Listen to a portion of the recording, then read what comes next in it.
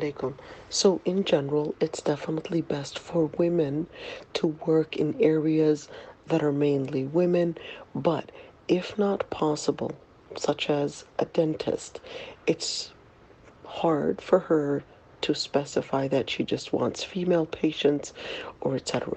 In situations where she cannot have exclusive female patients, then in that situation she must take in the regulations in dealing with men, whether it's lowering the gaze, wearing the hijab, limiting the talk and the speech to what is necessary, and certainly not being alone with the patients, or even being alone, doesn't have to be just the patients, being alone with male patients, that is, or being alone with men. So considering the regulations of hijab for women is necessary in situations where she cannot limit her audience or the people that she's dealing with to women. Assalamu alaikum.